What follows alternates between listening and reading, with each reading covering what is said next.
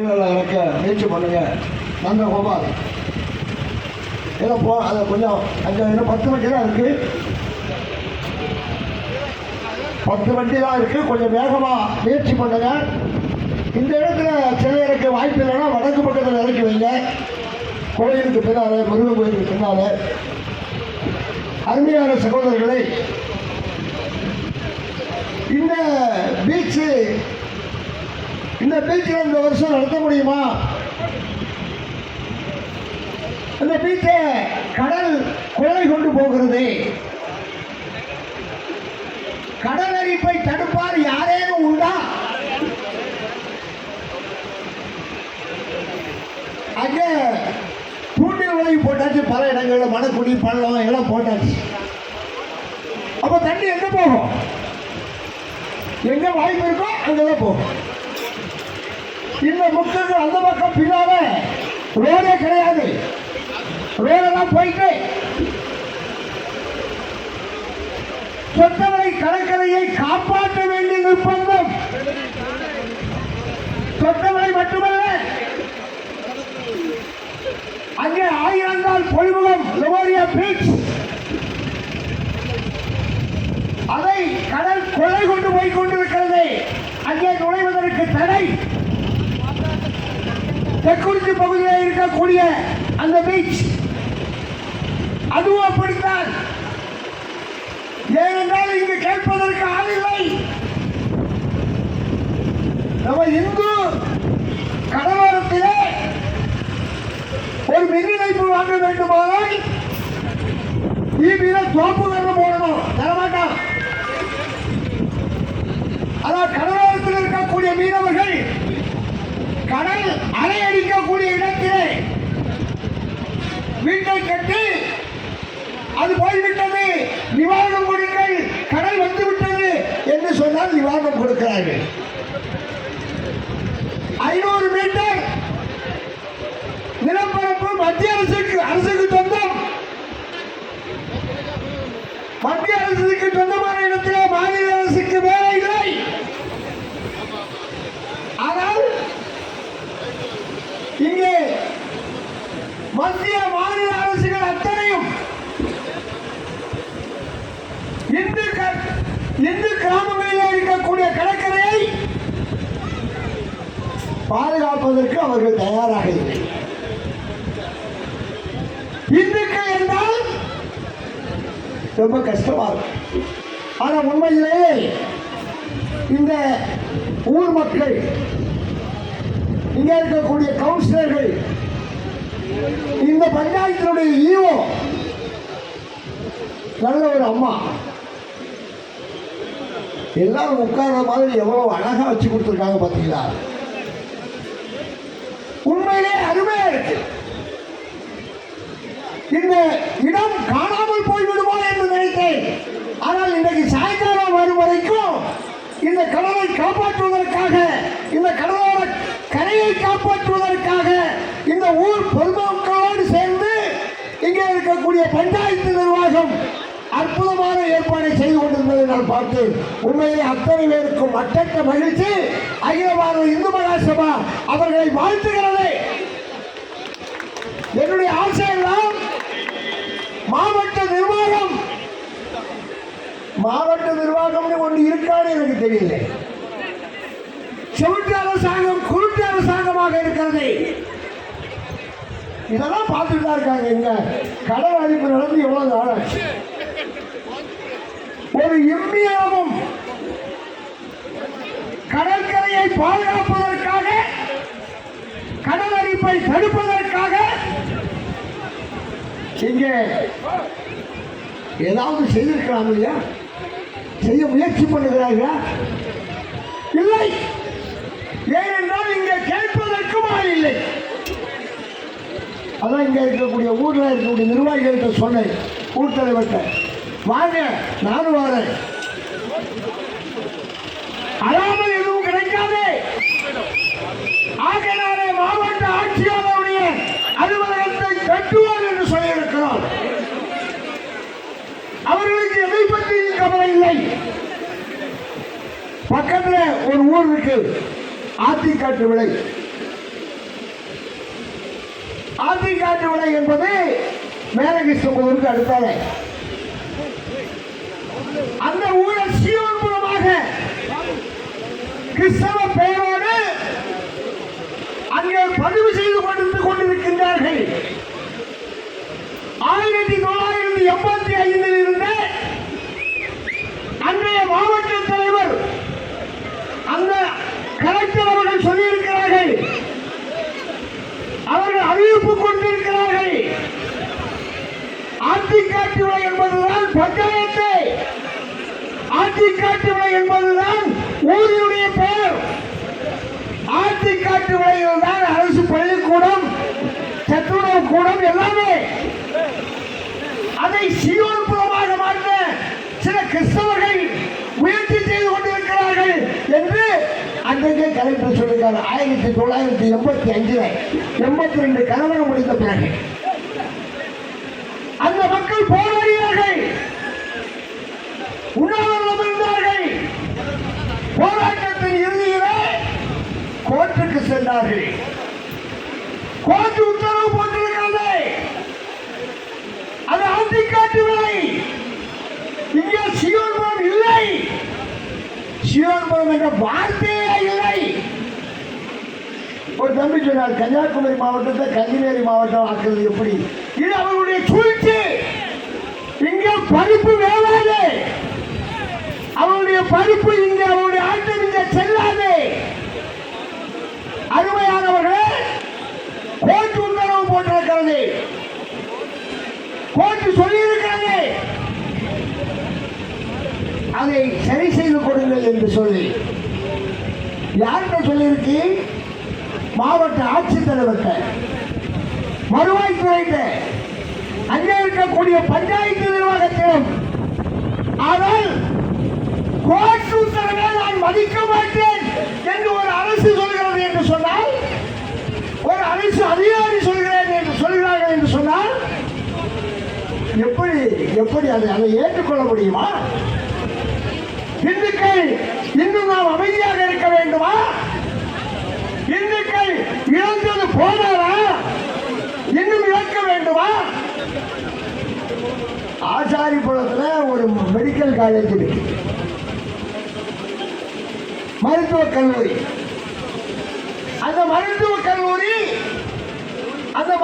கல்லூரிக்காக இடம் கொடுத்தவர்கள், அந்த மருத்துவக் கல்லூரி இருக்கக்கூடிய இடம் இன்று கோவில் சொத்து.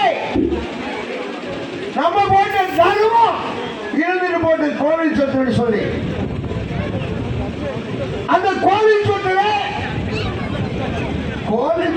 கோவில் தானே இருக்கும். விநாயகர் கோவில், சாஸ்தா கோவில், எனது காவு. அது அங்கே இருக்கக்கூடிய கோவிலுக்கு பணிவிடை செய்யக்கூடியவர்களுக்காக கொடுத்த கோவில் சொத்து. அதே மருத்துவக் கல்லூரி அங்கே 2-3 கட்டடம் தொல்லியல் துறையால் பாதுகாக்கப்பட்டிருக்கிறது. சகோதரர்களே, எனக்கு அது கவர்மெண்ட் மெடிக்கல் காலேஜ் இருக்கு. நானும் தொழுகை நடத்தணும், மசூதியும். நான் மெடிக்கல் காலேஜ் எனக்கு ஒரு ஜப நடத்தணும் சொல்லி சர்ச்சோ வைக்க முடியுமா? அது கோவில் சொத்து, இந்து கோவில் சொத்து, அது இந்துக்களுடையது. ஆனா ஒரு கட்டடத்தில் சிலுவை போன்ற ஒரு அமைப்பு இருக்கு, ஆகையினாலே அது சர்ச்சாக செயல்பட்டது என்று சொல்லி ஒரு புரளியை உண்டு பண்றான். உண்மையே சில ஆளுகள் போட்டிருப்பாங்க கழுத்தில் நங்கூர மாதிரி. அந்த நங்கூரத்தினுடைய அடையாளம் தான் அது. அதுவும் அந்த கட்டடம் தொல்லியல் துறையுடைய பாதுகாப்பில் இருக்கிறது. இப்ப சிறுபான்மை ஆணையம் என்ன பீட்டர் போல்ஸா, பீட்டர் போல்ஸா, அந்த பீட்டர் போல்ஸ் வந்து இங்க சிறுபான்மையெல்லாம் சேர்த்து எங்களுக்கு அங்கே ஒரு ஜப கூட்டம் வேணும், நாங்களும் ஜபம் பண்ண போறோம். கோவில் சொத்துல கோவில் இருக்கு, உலகத்தை போறாம அசிசி பில்டிங்ல போய் நாங்க வந்து எங்களுடைய சாமியை வைக்க போறோம்னு சொல்ல முடியல. இந்த அரசாங்கம் சர்ச்சை பக்கத்திலே பிள்ளையார் ஊர்வலம் வரக்கூடாது. ஏன்னா பிள்ளையார் கொட்டடிச்சுட்டு வந்துட்டாங்கன்னா அங்கே இருக்கக்கூடிய இயேசுநாதர் எந்திரிச்சு ஆடிடுவார் போல இருக்கு. அந்த ஆள் போவோம், அவர் வரேன்னார், வரவும் மாட்டார். பல வருஷம் ஆச்சு. அங்கே சொல்லிட்டே இருக்கிறார், இதோ இறங்கி வருகிறேன் இருக்கிறார். ஒருத்தர் ஏறி வரானார், மலையில ஏறானா கீழே கடலுக்குள்ள குதிக்காதான்னு தெரியல. இன்னும் அவருக்கு நம்பர் கிடைக்கல, இறங்கி வர்றதுக்கு வாய்ப்பு இல்லை. ஆனால் நமக்கு நம்முடைய இன்னைக்கும் அங்கே வழிபாடு நடக்குது. ஏன்னா கோவில் பூமியில கோவில் தான் இருக்கும், சாமி தான் இருக்கும். ஆனால் அங்கே தற்சூழலுக்கான ஒரு முயற்சியை மருத்துவக் கல்லூரியில் செய்து வருகிறார்கள். இந்துக்கள் உஷாராக இருக்க வேண்டும். மாவட்ட நிர்வாகம் மீண்டும் ஒரு வழக்கலவரத்தை கன்னியாகுமரி மாவட்டத்தில் ஏற்படுத்திவிடக் கூடாது என்று நாங்கள் அச்சப்படுகிறோம். ஆனா அப்படி ஒரு சூழ்நிலை உண்மையிலே வரும்னா ரொம்ப கஷ்டப்பட்டு போவாங்க. எல்லா கிறிஸ்தவனும் அதை கேட்கல. 5,000 பேர் இப்போ 2 நாளைக்கு மட்டும் ஒரு ஆர்ப்பாட்டம் கூட பண்ணாங்க, அங்கே சர்ச்சு வரணும்னு சொல்லி. ஸோ இந்த மாதிரி ஒரு சூழ்நிலை இருக்குமானால் அது இந்துக்கள் அதை ஏற்றுக்கொள்ள மாட்டார்கள். இந்து கிராமங்களுடைய பெயர்களை மாற்றுவது, ஆங்காங்கே திடீர் என்று ஜெப வீடு. தம்பத்து கோணமுடைய ஒரு ஊரு, இந்த ராஜாக்கமங்கலம் காவல் நிலையத்துக்கு உட்பட்டது. ஒரே ஒரு கணபுரத்துக்காக பஞ்சாயத்தா மாறிட்டார். இந்த பொலிக்கரை புத்தகத்துறையில எல்லாம் மீனவர்கள் தான். அங்க இருக்கக்கூடிய பாதிரி சொல்லுவார், நீங்கள் இந்துவாக வேண்டாலும் போயிருங்க, பெண்ணே கோசில போயிடாதீங்க. ஏன்னா இந்துவா போன ஒரு பிரச்சனை இல்லை. அவன் இயேசுநாதரை கும்பிடுறான், இயேசு கிறிஸ்துவ நம்ம ஸ்ரீகிருஷ்ணனை கும்பிடுறோம், பெரிய வித்தியாசம் இல்லை. நீங்க அங்க போனா போங்க. இந்த கொட்டடிச்சு ஆடுவாரே துள்ளுவாரே அங்க போயிடாத, பெண்ணே கோசுக்கு போயிடாதுன்னு சொல்லி பொழிக்கிற பாதிரி மைக்கிலே சொல்றார். இவன் அத்தனை பேரும் அங்க போய் என்ன செய்யறான், ஒரு பெந்தை கோஷத்தை கொண்டு வந்து வச்சுட்டான் கம்பத்து கோணத்தில். அங்க பாவப்பட்ட இந்துக்கள் 100% இந்துக்கள் இருக்கக்கூடிய ஏரியா. சகோதரர்களே, நம்ம ஒரு வெள்ளம் கிறிஸ்தவருக்கோ இஸ்லாமியருக்கோ கடையோ வீடோ கொடுக்காத, நிலத்தை கொடுக்காத, ஆம புகுந்த வீடும் அமீனா புகுந்த வீடும் விளக்காதே. பாதிரி உள்ள வந்தா பாதர சாமியார் வந்தாங்கன்னா அந்த ஊர் நாசம். தயவு செய்து மாமன் மற்ற அண்ணன் தம்பி எவரா இருந்தாலும் சரி பார்த்துடுங்க. இது எச்சரிக்கை. ஒருத்தன் உள்ள வருவான் பாவம் போல, ஐயோ வெள்ள அங்கீதார போட்டிருக்கான் பார்க்கறதுக்கு நல்லா இருக்கு அப்படி நினைப்போம். ஆனா அவன் செய்யக்கூடிய வேலை அபத்தமானது, ஆபத்தானது. ஆகையினாலே சகோதரர்களே, அவனோட சமசத்தம் வச்சுக்காத, வீடு வாடகைக்கு கொடுக்காத, கடை கொடுத்தாலும் உனக்கு கிடைக்காது. அது எல்லாரும் வந்து அங்கே கன்னியாகுமரி அவன் என்ன இல்லாமோ செய்யாத. அந்த பாதிரி என்ன செய்ய, பாதிரியும் இல்லை, பாஸ்டர். பாஸ்டர்னா பாஸ்டர் ஏதாவது ஒரு பேர் சொன்னான், பாஸ்டர் தான். ஆகையினால கம்பத்து கோணம் அது வீர சிவாஜி சாலை நம்ம பையன் பார்த்துட்டு வந்தாங்க. காவல்துறை அப்பா போய் சட்டம் போடுது. காவல்துறை பெரிய தப்பு இல்லை, அவங்க சொன்னா கேட்க மாட்டேங்கிறான். அவன் எவன் சொன்னா கேட்பான், பிரதமர் சொன்னாலே கேட்க மாட்டான், போப்பாட்டவர் சொன்னாதான் கேட்பான். அவருக்கு தலைவர் யாரா போப்பாட்டம். காவல்துறையில போய் தடுத்து எடுத்து பார்க்காங்க, எத்தனை நாள் போவாங்க. நம்ம ஆள் சொன்னா இன்னும் போயிட்டு போறாங்க, அவங்களால முடியல. ஆகையால் நான் சகோதரர்களை நாம் சொல்கிறோம், நீங்க பூமியை விலைக்கு கொடுக்கிறதா இருந்தாலும் அவங்களுக்கு கொடுக்காதுங்க. சில இடத்துல பார்த்தீங்கன்னா இந்த எல்லாக்குடி பக்கத்தில் கீழே இருக்கிற ஏரியாவில் பிளாட் போடுறான் ஒரு முஸ்லீம். அவன் முஸ்லீமுக்கு தான் கொடுப்பான். இத்தனை சதுரடி கூட இந்துக்கள் வாங்க முடியாது, வாங்க முடியாது, கொடுக்க வேண்டாம். ஏன்னா அவன் பாரத் மாதா கி ஜெய் சொல்ல மாட்டான் சகோதரா. அவன் அருள் மணக்குது, அன்பு மணக்குது, அரபு நாட்டிலே சொல்ல இந்த நாட்டை இஸ்லாம் நாடாக மாற்றுவதற்காக வேலை செய்வார். ஆகையினால் தான் நாம் சொல்கிறோம், சமசர்க்கம் வைக்காத, அவன் கடையில் போய் சாமானம் வாங்காத, அவன் இருக்கட்டு ஒன்று தேய்ச்சி போகாது. ஆனால் இப்போ நிறைய பேர் மாறிட்டாங்க. நிறைய சகோதரர்கள் பாய் கடையில் ரொம்ப வாசனையாக இருக்கும், அந்த சிக்கன் எல்லாம் கிழிச்சு போட்டிருப்பான். நம்மால் போய் சாதம் நல்லா இருக்கு அப்படின்னு பார்ப்பான். நல்லா இருக்கும், ஆனால் உடம்புல ஒரு சரக்கே இருக்காது, எல்லாம் பட்டு போகும். எலக்ட்ரிக் ஷாக் இல்லை சார், உங்களுக்கு கரண்டே வராது. கரண்ட் இருந்தாலும் கனெக்ஷன் வரும், கரண்டே வராது. பாய் கடையில் சாப்பிட்டாலே போதும். அதெல்லாம் அதில் அஜினா போட்டா அது இதெல்லாம் போட்டு புடலும் போச்சு, மற்றதும் போச்சு, எல்லாம் போச்சு.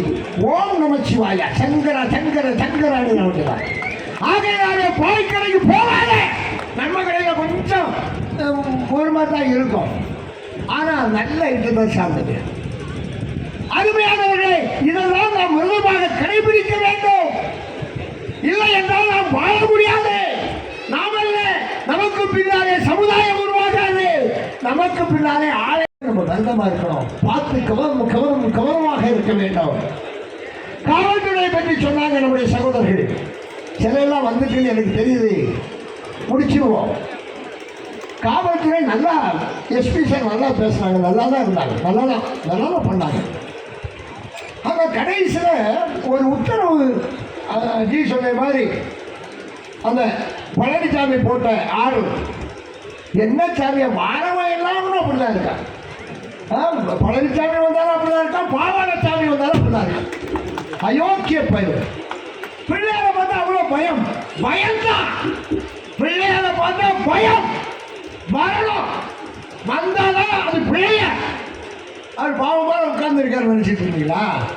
இந்துக்களுடைய எல்லா நிகழ்ச்சியிலும் பிள்ளையார், செத்தாலும் பிள்ளையார், வாழ்ந்தாலும் பிள்ளையார். அதான் பிள்ளையார் வச்சு கும்பிடுறோம். அப்படிப்பட்ட ஒரு பிள்ளையாருக்கு விளையாண்டா சும்மாவா? ஆகையினால எல்லாத்துக்கும் பயம்தான், பயம் வரணும். நீ சொன்னாங்க மகாராஷ்டிராவில் ஒரு பிள்ளையார் வச்சு ஊர்வலத்தில் 25,000 ரூபாயோ 25,000 ரூபாய் கொடுக்குறாங்க. காலம் வரும், மாற்றம் வரும், நமக்கு அந்த காலம் வரும். ரம்ஜானுக்கு அந்த அரிசி கொடுக்குற, என்ன இளவலாம கொடுக்குற, அவங்க ஏன்னா நம்ம செய்வோம்.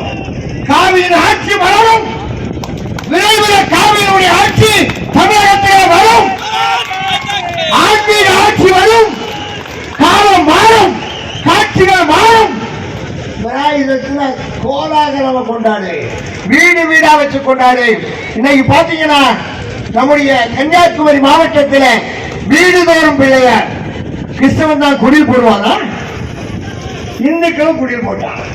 நான் எங்க சுண்டல்கட ஸ்கூல்ல இருந்து எங்க ஊருக்கு போகக்கூடிய பாதையில 2 வீட்டுல குடில வச்சு வெளியே வச்சிருக்காங்க.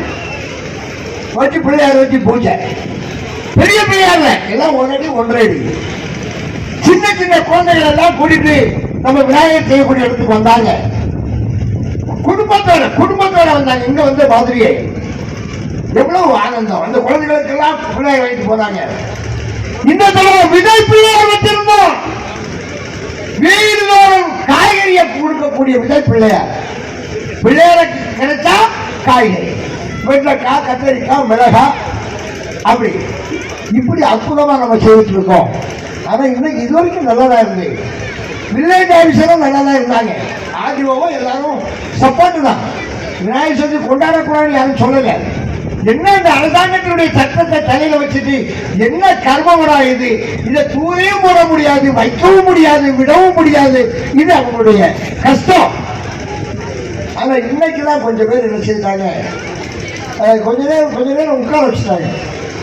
நான் சொன்னேன், நீங்க ரொம்ப பிள்ளைங்க பெட்டி அவுப்பு, சக்தி அவுப்புன்னு சொன்னீங்கன்னா நீங்க தான் பிள்ளையாரை கரைக்கணும். நான் கரைக்கு வரமாட்டேன், நான் வீட்டில் உட்கார்ந்துருவேன். அவ்வளோ சொன்னேன். அதிகாரிகிட்ட தான் சொன்னேன், எனக்கு விநாயகர் சதுர்த்தி இந்துக்கள் கொண்டாடக்கூடிய விழா. விநாயகர் சதுர்த்தியை நாங்க நடத்துவோம்.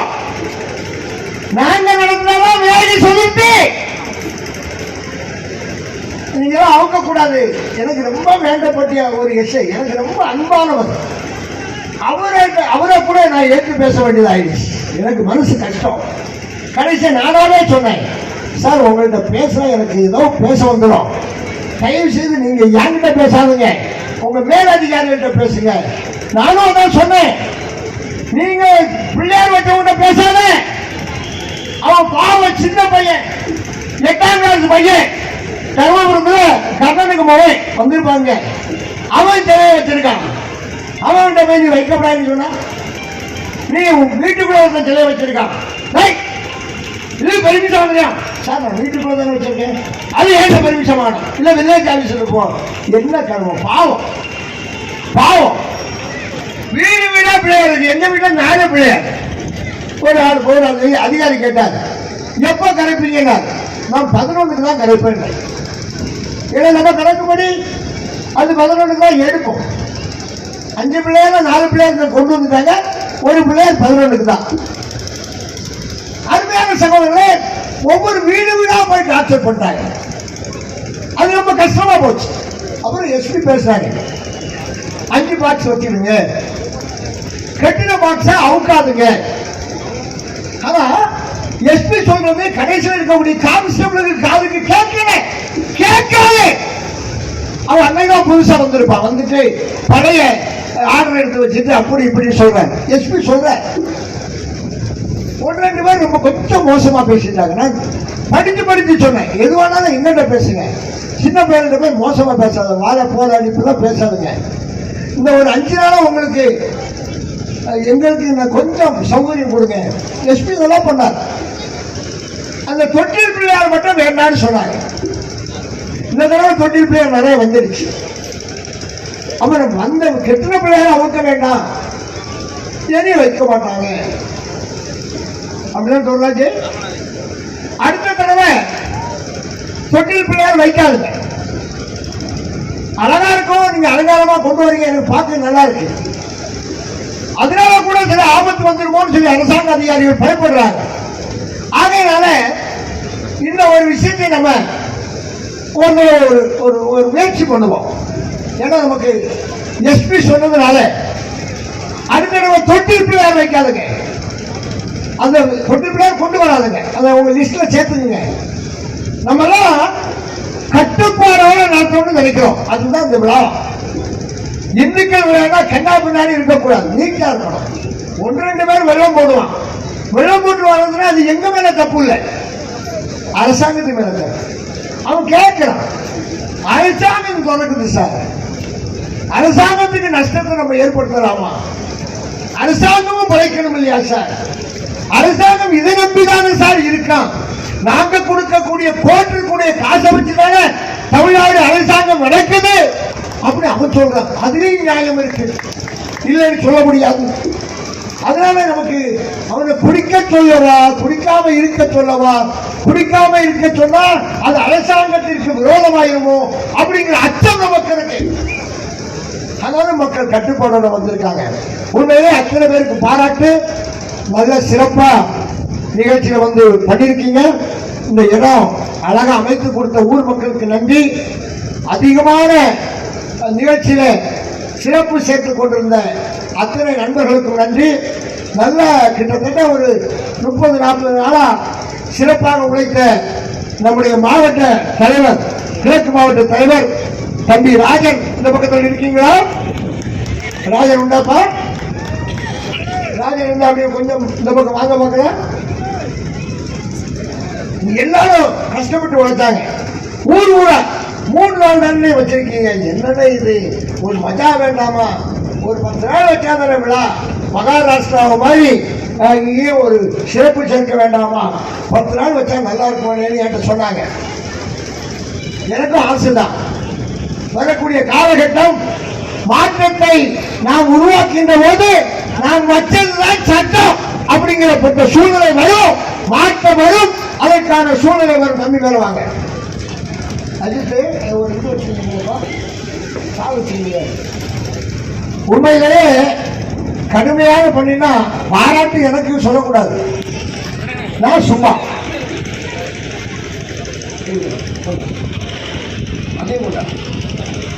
பாராட்டுனா இந்த மாதிரி உழைக்கக்கூடியவங்க தான் பாராட்டு. நம்மளாம் சும்மா நம்ம இப்படி செய்யணும் தம்பி, அப்படி செய்யணும் தம்பி அப்படி சொல்லுவோம். ஆனா உண்மையிலேயே அதுக்காக முழு நேரமும் வேற எந்த வேலையும் பார்க்காம இரவு பகலாக நிறைய பேர் உழைத்தாங்க. அதுல அற்புதமாக உழைத்த அருமைக்குரிய தம்பி கிழக்கு மாவட்ட தலைவர் ராஜன் அவர்களை இந்த மேடையில் வைத்து கௌரவப்படுத்த வேண்டும். நம்முடைய கர்நாடகாவினுடைய மாநில தலைவர் நம்முடைய மனோஜ் ஆனந்த் அவர்கள் முன்னாடி போற்றி சிறப்பு சேர்ப்பார்கள் என்று இந்த நேரத்தில் சொல்கிறேன். மணிவண்ணன் சாமிகள் கூடாது.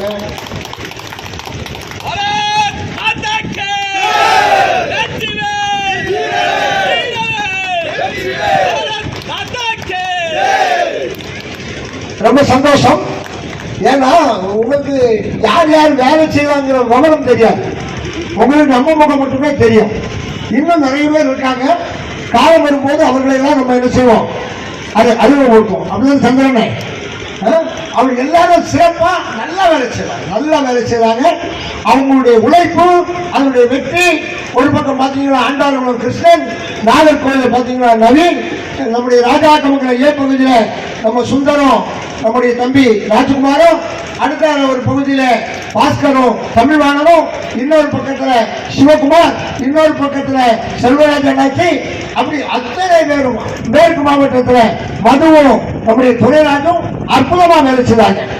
நம்முடைய இன்னைக்கு அந்த ஊர்வலம் இவ்வளவு நேரம் ஆகுது, கஷ்டமா இருக்கு, இவ்வளவு கஷ்டத்தை அவ்வளவு மக்களுக்கு கொடுக்கணுமா அப்படின்னு கேட்கின்ற போது எனக்கு கொஞ்சம் சிரமமா இருந்தது. அப்ப நான் அந்த அதிகாரிகள்கிட்ட சொன்னேன், நீங்க இந்த ஊர்வலத்தை இரண்டாக எங்களுக்கு வடிவமைத்து கொடுப்பீர்கள், ஆனால் அது இன்னும் சிறப்பா இருக்கும். அப்ப இன்னும் எங்களுக்கு 1 மணி நேரம் மிச்சம் வரும். நான் அந்த ஆய்வுகிட்ட சொல்லுகின்ற போது புதிய ஊர்வலத்திற்கு வழித்தரவில்லை என்று சொன்னார்கள். அடுத்த காலகட்டம் வருகின்ற போது நீங்க புதிதாக ஒரு வழித்தடத்தை அமைத்து தந்தால் மேற்கு மாவட்டம் மேற்கு பகுதியை கிடைத்து அதுக்கான சூழ்நிலையை உருவாக்குவார்கள். அங்கும் ஒரு ஹிந்து எழுச்சி, இங்கும் ஒரு ஹிந்து மறுமலர்ச்சி அதை ஏற்படுத்த முடியும் என்று அகில பாரத இந்து மகாசபா நினைக்கிறது என்று சொன்னேன். ஆவண செய்வோம் என்று சொல்லியிருக்கிறார்கள். அந்த அதிகாரிகளையும் இந்த நேரத்தில் பாராட்டி, உண்மையிலேயே விநாயகர் சதுர்த்தியில நம்ம விடக்கூடிய கஷ்டத்தை விட அதிகாரிகளும் அதிகமாக கஷ்டப்பட்டார்கள். அத்தனை நிறைய பேர் இணைந்து நம்மளோட உதவி செய்தார்கள். அத்தனை பேருக்கும் அகில பாரத இந்து மகாசபாவுடைய சார்பிலே நன்றி கலந்த வணக்கத்தினை உருத்தாக்கிக் கொள்வதிலே மற்ற மகிழ்ச்சி. தம்பி, பூஜைக்கான ஏற்பாடுகளை செய்யுங்கள், அதுக்கான சூழ்நிலைகளை உருவாக்குங்கள். நம்ம சாமி வந்திருந்தார போயிட்டாதான் இங்க இருக்காரா நம்பி?